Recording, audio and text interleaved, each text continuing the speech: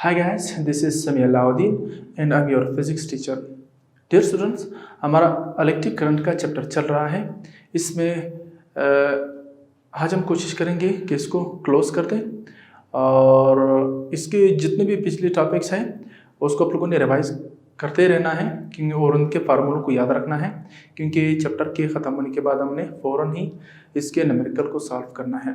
जो न्यूमेरिकल होंगे वो फार्मूले के बगैर नहीं होंगे। फार्मूले आएंगे तो आप न्यूमेरिकल को समझ सकेंगे, नहीं आएंगे तो न्यूमेरिकल हल करना इम्पॉसिबल हो जाता है, right.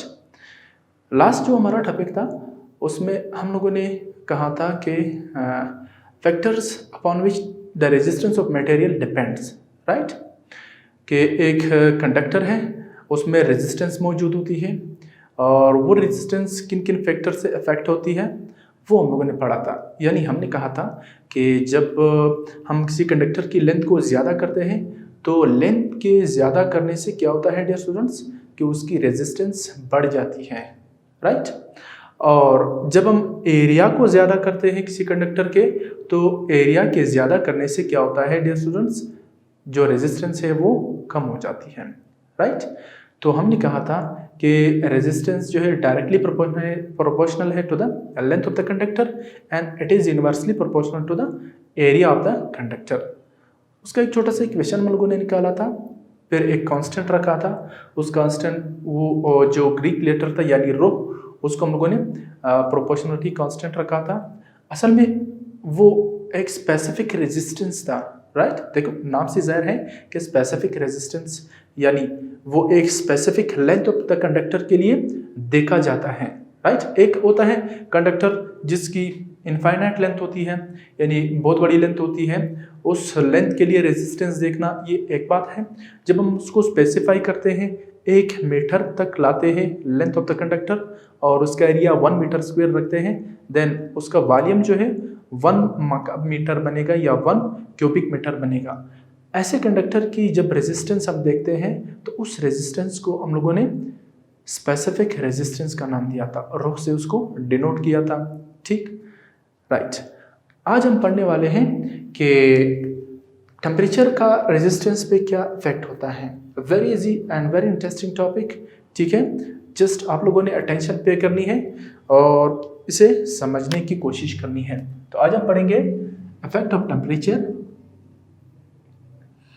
On the resistance of the conductor, right. कि किसी जिस्म को जब हम लोग हीट करते हैं, मींस एक कंडक्टर है उसको जब हम हीट अप करते हैं तो उसके रेजिस्टेंस के साथ क्या होता है, राइट।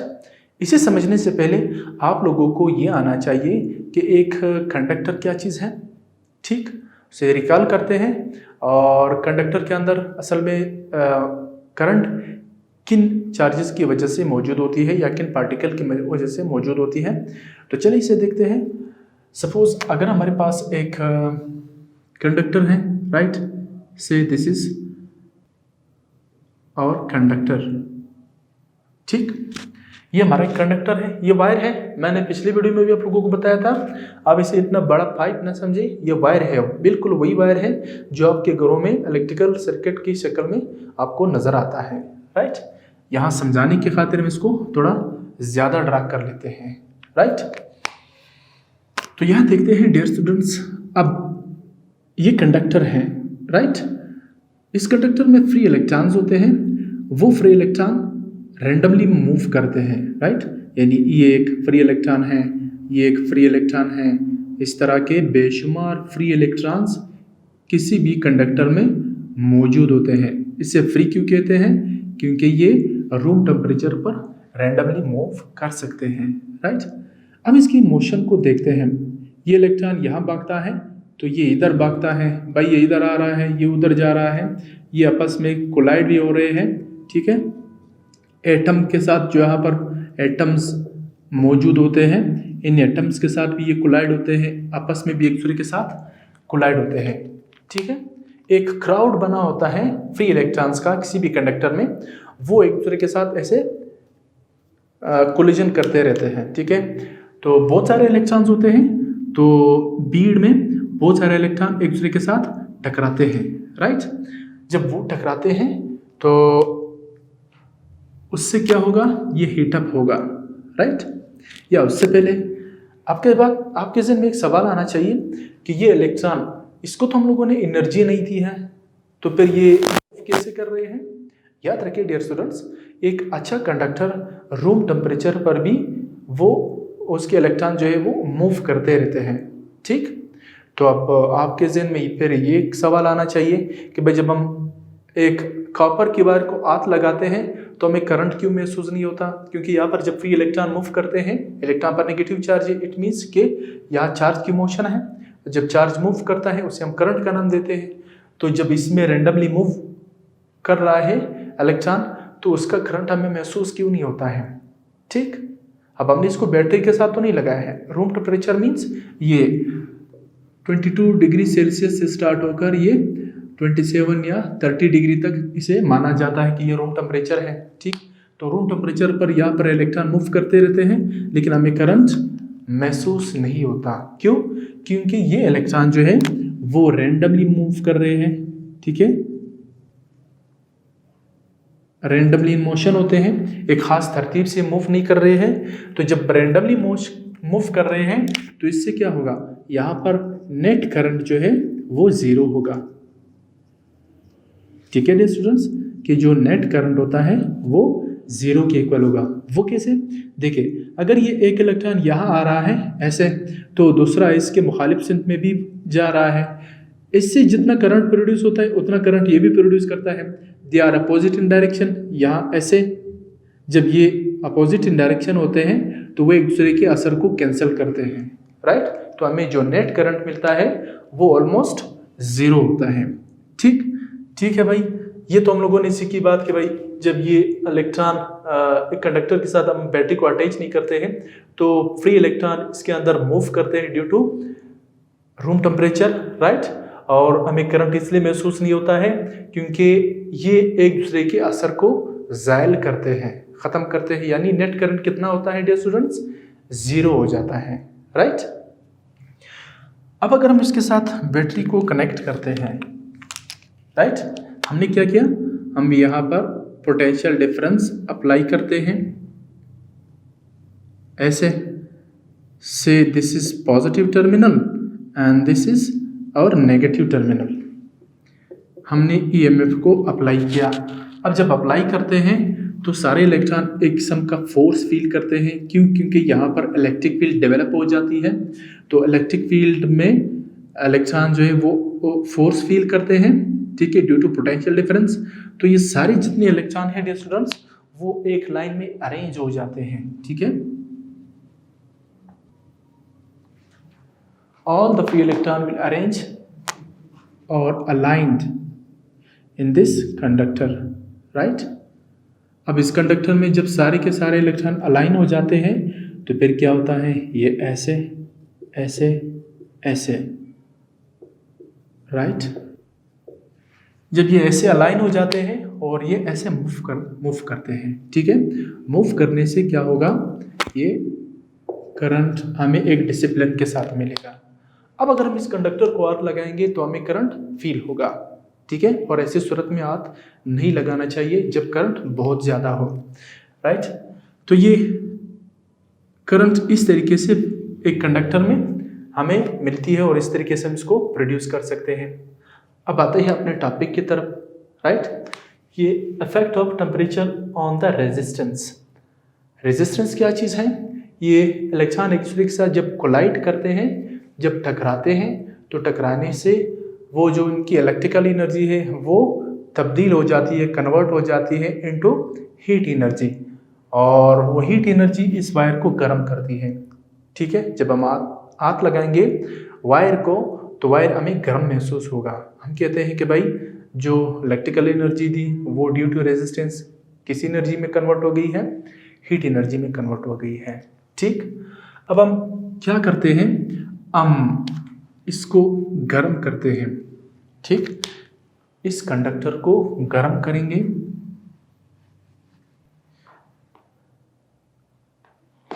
Dear students.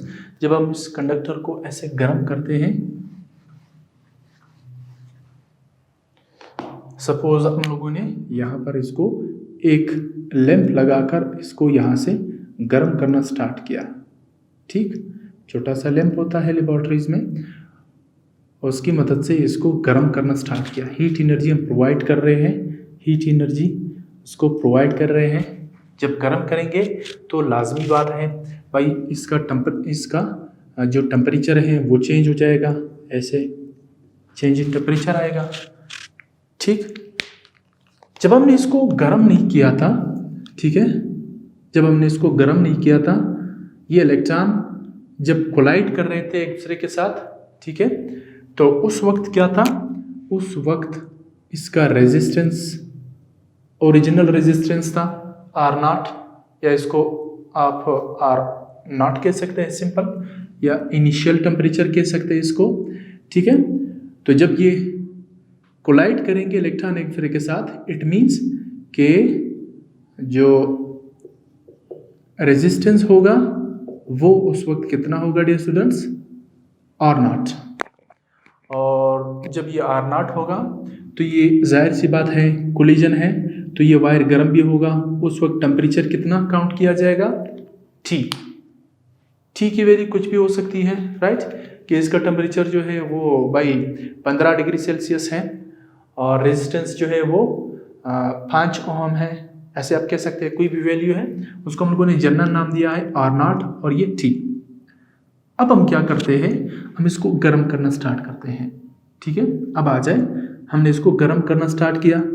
आप जानते हैं कि जब हम इनको गर्म करते हैं तो जो फ्री इलेक्ट्रॉन्स है उनकी काइनेटिक एनर्जी तब्दील हो जाती है पार्टिकल्स की। इसको गर्म करते हैं, गर्म करने से टेम्परेचर अब ये नहीं रहेगा। ठीक है, पहले अगर 15 डिग्री सेल्सियस था, गर्म करने से, हीट एनर्जी देने से इसकी टेम्परेचर तब्दील हो जाएगी, वो 20 डिग्री सेल्सियस सपोज हो गया। तो हम कहते हैं कि भाई अब T जो है T नहीं रहा बल्कि डेल्टा T रहा, यानी चेंज इन टेम्परेचर आया, राइट। इसको R0 का नाम दो, सॉरी T0। और जब गर्म करते हैं तो गर्म करने से इसका टेम्परेचर कितना हो जाता है डियर स्टूडेंट्स, T मीन्स तब्दील हो गई। कितनी तब्दील हो गई, जितना हीट एनर्जी देंगे, ये अगर 15 है तो 15 से बढ़ेगा, डिपेंड करता है कितना आप हीट एनर्जी इसको प्रोवाइड कर रहे हैं। अब देखो, हम टेम्परेचर के इफेक्ट को देख रहे हैं। ठीक है, किसी कंडक्टर में टेम्परेचर का इफेक्ट उसके रेजिस्टेंस पर क्या होगा। ठीक, रेजिस्टेंस बढ़ेगा या कम होगा, ये हम लोगों ने देखना है। तो जब हम इसको हीट एनर्जी दे रहे तो टेम्परेचर तब्दील हो जाएगा फ्रॉम T0 टू T, और रेजिस्टेंस भी क्या होगा, वो RT बन जाएगा। मीन्स पहले अगर 5 ओम था, अब ये 10 ओम हो जाएगा।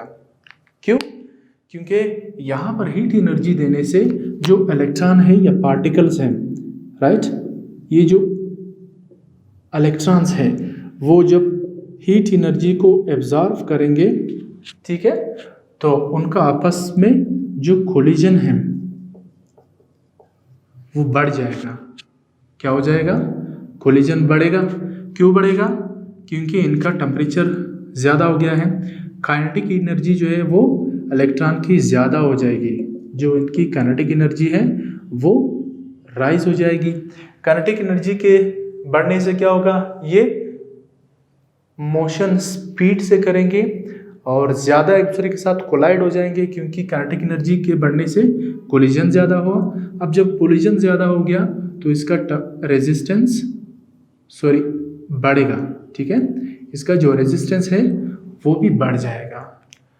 तो हमने देखा कि जब हम किसी कंडक्टर को हीट एनर्जी प्रोवाइड करते हैं तो हीट एनर्जी के प्रोवाइड करने से उनके अंदर मौजूद जो इलेक्ट्रॉन्स होते हैं उनकी काइनेटिक एनर्जी बढ़ जाती है। जब उनकी काइनेटिक एनर्जी बढ़ जाती है उससे कोलिजन ज़्यादा होता है। जाहिर सी बात, एनर्जी ज़्यादा होगी तो वो ज़्यादा उछलेंगे।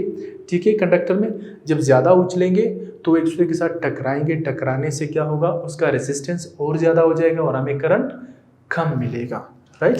जब रेजिस्टेंस ज़्यादा होगा तो करंट क्या होगा, हमें कम मिलेगा। तो देखो, हम ये एक नतीजा अखज़ कर सकते हैं कि टेम्परेचर के बढ़ाने से या टेम्परेचर के जो इफेक्ट है रेजिस्टेंस पर क्या होगा, टेम्परेचर के बढ़ाने से रेजिस्टेंस ज़्यादा हो जाती है। ठीक, कितना ज़्यादा हो जाती है, जितना आप हीट एनर्जी प्रोवाइड कर रहे हो। ठीक, और जितना आप चेंज इन टेम्परेचर लाते हैं उतना हीट एनर्जी इसका बढ़ेगा। ठीक है, हीट एनर्जी के बढ़ने से टेम्परेचर चेंज होगा, टेम्परेचर के चेंज होने से कोलिजन ज़्यादा होगा, कोलिजन के ज़्यादा होने से रेजिस्टेंस ज़्यादा बढ़ेगा, रेजिस्टेंस के बढ़ने से करंट हमें कम मिलेगा। This is the effect of temperature on the conductor. ये एक बात रही चेंज इन टेम्परेचर के लिए। अब हम देखते हैं कि भाई एक कंडक्टर है, उसका ओरिजिनल टेम्परेचर कुछ है, दूसरा कंडक्टर है, उसका ओरिजिनल टेम्परेचर कुछ और है, दोनों का मुख्तलिफ है। हम दोनों को एक किस्म का हीट एनर्जी देते हैं, लेकिन हम देखते हैं कि एक का जो रेजिस्टेंस है वो कम बढ़ गया है, दूसरे का रेजिस्टेंस बहुत ज़्यादा बढ़ गया है। ठीक है, तो हम फिर कहेंगे कि जो इनिशियल टेम्परेचर था, रेजिस्टेंस था, उस पे भी डिपेंड करता है चेंज इन रेजिस्टेंस। तो चलिए इस बात को दोबारा समझते हैं, फिलहाल इसे कवर करते हैं। यानी मैं एक इक्वेशन बना सकता हूँ, यानी एक बात ये जो मैंने आपको समझाई है that is for the change of temperature. हमने टेम्परेचर को चेंज किया, हीट एनर्जी प्रोवाइड की, काइनेटिक एनर्जी पार्टिकल की बढ़ गई, उसके बढ़ने से कोलिजन ज़्यादा हुआ, कोलिजन के ज़्यादा होने से रेजिस्टेंस ज़्यादा, और रेजिस्टेंस के ज़्यादा होने से करंट कम हुआ। तो हमने कहा कि भाई जब हम टेम्परेचर को चेंज करते हैं, ठीक है, बाय प्रोवाइडिंग हीट एनर्जी, तो उससे रेजिस्टेंस क्या होगा, बढ़ेगा। ठीक, तो ये मैं लिख सकता हूँ ना कि रेजिस्टेंस जो बढ़ेगा यानी चेंज इन रेजिस्टेंस जो आएगा, ठीक है, वो डायरेक्टली प्रोपोर्शनल है to the change in temperature. ये कुछ रिलेशन एक दूसरा भी हम लोग डेवलप करेंगे, बनाएंगे, और फिर इन दोनों रिलेशंस को कंबाइन करेंगे, एक छोटा सा इक्वेशन निकालेंगे। ठीक है, उस इक्वेशन से फिर हम आसानी से पता लगा सकते हैं कि टेम्परेचर का इफेक्ट किसी कंडक्टर पर कितना होता है। एक कंडक्टर है उस पर कितना होगा, दूसरे टाइप का कंडक्टर है, यानी एल्यूमिनियम से बने हुए कंडक्टर पर एक किस्म का इफेक्ट है, और कॉपर से बने हुए कंडक्टर पर टेम्परेचर का दूसरा इफेक्ट होगा, सिल्वर पर तीसरा, इस तरह गोल्ड, और ये सो चलता रहता है। राइट, तो ये इक्वेशन क्या बताता है, यही बात जो अभी हमने की है कि चेंज इन रेजिस्टेंस वो डायरेक्टली प्रोपोर्शनल है to the change in temperature. यानी टेम्परेचर ज़्यादा बढ़ाएंगे तो ज़्यादा कोलिजन होगा, ज़्यादा कोलिजन से ज़्यादा रेजिस्टेंस होगा, चेंज इन रेजिस्टेंस ज़्यादा आएगा। अब चेंज क्यों कह रहे हैं, देखिए पहले जब हम लोगों ने इसको हीटअप नहीं किया था, हीट एनर्जी प्रोवाइड नहीं की थी, तो उसका resistance due to this room temperature कुछ था। ठीक, वो हम लोगों ने कैलकुलेट नोट किया, और टेम्परेचर कुछ था यानी थोड़ा गर्म था, क्योंकि पार्टिकल स्ट्राइक कर रहे थे, एक दूसरे के साथ कोलाइड कर रहे थे, वो हमने नोट किया। अब ये हमारे पास एक रेफरेंस के तौर पर काम कर रहे हैं, इसके निस्बत से देख रहे हैं कि इस रेजिस्टेंस से रेजिस्टेंस कितना बढ़ गया है बाय प्रोवाइडिंग हीट एनर्जी। ठीक है, टेम्परेचर कितना बढ़ गया है, ठीक है, इसके रिस्पेक्ट से देखते हैं। राइट, यानी सपोज कि अगर ये 5 ओहम था, अब गर्म करने पर इसका रेजिस्टेंस 10 ओहम हुआ, तो हम 10 में से 5 को माइनस करेंगे, हमें पता चल जाएगा कि टेम्परेचर रेजिस्टेंस 5 ओहम बढ़ गया है। राइट, टेम्परेचर अगर ये 15 डिग्री सेल्सियस है, गर्म करने पर इसका टेम्परेचर चेंज हो गया, कितना बना, सपोज 25 डिग्री सेल्सियस, तो हम 25 में से 15 को माइनस करेंगे, हमें 10 मिलेगा। हम कहेंगे कि 10 डिग्री सेल्सियस चेंज आया है। राइट, तो ये एक रिलेशन हम लोगों ने बना ली है। अब हम एक दूसरा रिलेशन देखेंगे इसी में। ठीक है, दूसरा रिलेशन क्या है, चलो मैं लिख देता हूं। दूसरा रिलेशन ये है कि ये जो चेंज इन रेजिस्टेंस है, एक फैक्टर तो टेम्परेचर है कि टेम्परेचर जितना चेंज करोगे उतना चेंज इन रेजिस्टेंस आएगा। हम ये लिख सकते हैं कि change in resistance is also directly proportional to the original resistance. Right, कि ओरिजिनल जो रेजिस्टेंस होगा वो जितना ज़्यादा होगा, ठीक है, उतना उसमें ज़्यादा चेंज आएगा। राइट, अब इसको थोड़ा समझना चाहिए। This is our equation number 2। यानी इससे हमारा मुराद ये है कि किसी कंडक्टर का ओरिजिनल टेम्परेचर रेजिस्टेंस अगर ज़्यादा है तो उसमें चेंज भी ज़्यादा आएगा बाय चेंजिंग टेम्परेचर। ठीक है, नहीं आई बात समझ में? चलो इसे समझते हैं, कोई मसला नहीं है। हम क्या करते हैं, हम एक कंडक्टर लेते हैं, ठीक। सपोज ये एक कंडक्टर है, वायर है, इसका जो आर ओरिजिनल है, जो आर नॉट है, जो रूम टेम्परेचर पर इसका जो रेजिस्टेंस है, ठीक है, यानी कोलिजन होगा उससे रेजिस्टेंस प्रोड्यूस होगा। सपोज वो है 10 ओम। अब हम इतना ही एक इसी साइज का एक दूसरा कंडक्टर लेते हैं, राइट। दोनों का साइज बराबर है लेकिन नेचर डिफरेंट है। एक एल्यूमिनियम हो सकता है, दूसरा कॉपर है, या एक गोल्ड है, एक जो है एल्यूमिनियम है। यहाँ पर भी फ्री इलेक्ट्रॉन्स होते हैं, तो उसका ओरिजिनल जो रेजिस्टेंस है हीट अप करने से पहले, इसका टेम्परेचर चेंज करने से पहले, सपोज वो है 20 ओम। ये क्यों इतना ज़्यादा है?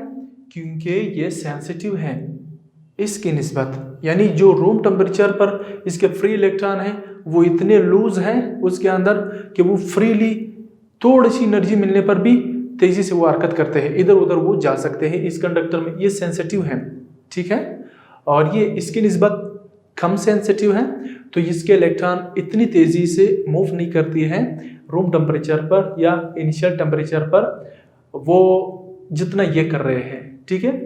से हम कहते हैं इस रेट से ज़्यादा नहीं होगा, ठीक है। क्यों? क्योंकि इसका शुरू वाला जो इनिशियल रेजिस्टेंस था वो कम था इसकी निस्बत। तो देखो दोनों से हमें ये पता चला कि इनिशियल टेम्परेचर रेजिस्टेंस जितना ज़्यादा होगा उतना ज़्यादा चेंज इन रेजिस्टेंस आएगा। ज़्यादा होगा रेजिस्टेंस तो थोड़ा सा हीट देने पर ज़्यादा रेजिस्टेंस प्रोड्यूस होगा, कम है तो थोड़ा सा हीट देने पर, टेम्परेचर को चेंज करने पर ये कम रेजिस्टेंस बढ़ेगा। चेंज इन रेजिस्टेंस दोनों केसेस में आएंगे, लेकिन यहाँ पर चेंज इन रेजिस्टेंस ज़्यादा आएगा, यहाँ पर चेंज इन रेजिस्टेंस कम आएगा इसके निस्बत, ठीक है। सपोज ये 20 है शुरू में, इसको थोड़ा सा हीट देने पर इसका जो रेजिस्टेंस है वो 40 पर चला जाता है, लेकिन उतना ही टेम्परेचर इसके चेंज करने पर ये 10 है तो ये 12 या 13 ओम हो जाती है रेजिस्टेंस। मीन्स कि यहाँ पर चेंज थोड़ा कम है। क्यों? क्योंकि यहाँ पर इनिशियल रेजिस्टेंस कम है, यहाँ पर इनिशियल रेजिस्टेंस ज़्यादा है, ठीक है। तो ज़्यादा क्यों है, कम क्यों है, ये फिर अच्छे और गुड और बैड कंडक्टर की बात होती है। एक अच्छा कंडक्टर होता है, एक बैड कंडक्टर होता है। अच्छे कंडक्टर में थोड़ी सी एनर्जी मिलने पर जो free electrons with in the conductors होते हैं वो तेज़ी से मूव करने लग जाते हैं। तो तेज़ी से मूव करेंगे तो तेज़ी से कोलाइड भी करेंगे। कोलाइड करने से क्या होगा डियर स्टूडेंट्स कि उनका रेजिस्टेंस ज़्यादा बढ़ेगा, ठीक है। तो हम ये रिलेशन ऐसे लिख सकते हैं और इसको आप लोगों ने ऐसे समझना है, ठीक है, कि चेंज इन रेजिस्टेंस होगा जब हम किसी कंडक्टर को गर्म करते हैं तो वो डिपेंड करेगा आर नॉट पे, ओरिजिनल रेजिस्टेंस पे। ओरिजिनली इनिशियली जितना रेजिस्टेंस ज़्यादा होगा और change in resistance due to change in temperature वो उतना ही ज़्यादा होगा, राइट। इनिशियल रेजिस्टेंस कम होगा, चेंज इन टेम्परेचर से वो रेजिस्टेंस भी कम बढ़ेगा, ठीक है। तो ये दो रिलेशन हैं, इन दो रिलेशन को कंबाइन करते हैं। By combining both relations we get, हम क्या हासिल करते हैं डियर स्टूडेंट्स, हम ये ऐसा लिख सकते हैं कि delta R directly proportional to the change in temperature and original resistance, right. आप सब जानते हैं फिजिक्स में साइन ऑफ प्रोपोर्शनलिटी को रिमूव करने से क्या होता है। साइन ऑफ प्रोपोर्शनलिटी को जब हम रिमूव करते हैं तो ये जो चेंज इन रेजिस्टेंस है दैट इज इक्वल टू एक कांस्टेंट लगाया जाता है alpha, right. This is R naught and this is change in temperature. देखिए ये अल्फा इस साइन ऑफ प्रोपोर्शनलिटी की तरह है, इससे थोड़ा मिलता जुलता है, कंफ्यूज नहीं होना है। इसको रिमूव किया इक्वेशन का साइन और ये अल्फा डाला, ठीक है। अल्फा ग्रीक लेटर है, ये हमारा कांस्टेंट है। This is equation for change in resistance, right, for different conductors. और जब हम इसको गर्म करते हैं, when we heat up conductor then its resistance will change according to its original resistance, right। अगर हम अल्फा को यहाँ निकालना चाहें बड़ी आसानी से निकाल सकते हैं डियर स्टूडेंट्स। देखिए इसको मैं ऐसे निकाल सकता हूँ कि जो अल्फ़ा है, राइट, वो ये अल्फ़ा को ऐसे भी ड्रा किया जाता है, ऐसे। मैंने इसलिए थोड़ा इसको चेंज ड्रा कर रहा हूँ ताकि यहाँ से आपको आप इसको मिक्स ना करो। तो अल्फ़ा जो है अगर हम निकालना चाहते हैं कि इसके साथ मल्टीप्लाई है, यहाँ पर आकर ये डिवाइड हो जाएगा। बेसिक मैथमेटिक्स के रूल से आप जानते हैं, delta R divided by R naught delta T, right, this is delta T, change in temperature. What is alpha? Alpha क्या चीज़ है? अल्फ़ा यहाँ से हम समझ सकते हैं, ठीक है, ठीक है। तो alpha change in resistance per unit resistance per degree change in temperature, right, change in resistance per unit resistance, यानी पर यूनिट रेजिस्टेंस में चेंज, यानी इनिशियल रेजिस्टेंस में change per unit per degree Celsius, या per degree rise in temperature आप कह सकते हैं। इसको अगर मैं एक आसान अल्फाज में बोलूं तो इसका मकसद ये होता है डियर स्टूडेंट्स कि कोई कंडक्टर, उसको जब हम उसका टेम्परेचर चेंज करते हैं, 1 डिग्री सेल्सियस चेंज करते हैं, तो उसके ओरिजिनल रेजिस्टेंस के मुताबिक उसमें चेंज इन रेजिस्टेंस आएगा। फिर से सुन ले, यानी एक कंडक्टर है, उसका टेम्परेचर हम 1 डिग्री सेल्सियस चेंज करेंगे तो उसका चेंज इन रेजिस्टेंस होगा according to its original resistance, that is called alpha, ठीक है। चले हम इसे 1-2 लाइन में लिखेंगे भी कि इसका मकसद यहाँ पे क्या होता है। ये बात आई समझ में? अल्फा इज, या आप लिखे कि alpha tells us about the sensitivity materials, अब जमा नहीं है, अपॉस्ट्रोफी यूज कर रहा हूं, यानी इसकी मटेरियल्स, या आप लिख सकते हैं conductors. Alpha tells us about the sensitivity of materials या कंडक्टर्स रेजिस्टेंस, ठीक है dear students. Alpha tells us about the sensitivity of materials या conductors resistance to the change of temperature, right, यानी हमें ये बताता है अल्फा कि भाई एक कंडक्टर कितना सेंसिटिव है, ठीक है। जब हम उसका टेम्परेचर चेंज करते हैं तो वो कितना सेंसिटिव हो, कितना रेजिस्टेंस प्रोड्यूस करेगा उस चेंज इन टेम्परेचर की वजह से, that is known as alpha, right. Dear students, इससे पहले जो हम लोगों ने पढ़ा था वो थे फैक्टर्स, ठीक है। ये अक्सर स्टूडेंट्स, मैंने देखा है, मेरा तजुर्बा है, वो दोनों को मिक्स करते हैं। इससे पहले वाला टॉपिक मैंने पढ़ा था कि factors affecting the resistance of a conductor, ये अलग टॉपिक है। और आज जो हम पढ़ रहे हैं दैट इज ओनली टेम्परेचर, हम सिर्फ टेम्परेचर पर बात कर रहे हैं, ठीक है। पिछले वाले में हम लोगों ने बात की थी कि रेजिस्टेंस डिपेंड किन फैक्टर्स पे करता है या इफेक्ट किन फैक्टर से होता है, इसका ज़्यादा या कम होना किस बात पे डिपेंड करता है, यानी कंडक्टर की ज्योमेट्री कैसी होगी तो रेजिस्टेंस कैसे होगा, राइट। लेंथ और एरिया पे हमने बात की थी, और यहाँ पे हम लोगों ने सिर्फ टेम्परेचर पर ही बात की है, राइट। तो मुझे उम्मीद है ये आप लोगों को क्लियर हो चुका होगा। पढ़ते रहना है, अपने बुक्स के साथ टच रहना है, गूगल से नोट्स ज़रूर पढ़ने हैं। गूगल में बहुत सारे नोट्स मिलेंगे आपको, लेकिन आप कुछ मखसूस जो आपको अच्छे लगते हैं वो साइट्स आप कंसल्ट कर ले, उसको स्टडी करते रहना है, उससे पढ़ना है, समझना है। जो गुड पॉइंट्स होते हैं वो गुड पॉइंट्स को आप लोगों ने अपने नोटबुक में नोट करने हैं, और साथ साथ टच रहना है पढ़ाई के साथ। ये इंशाल्लाह आप लोगों को क्लियर होता जाएगा। मिलते हैं आपसे नेक्स्ट वीडियो में, टिल देन।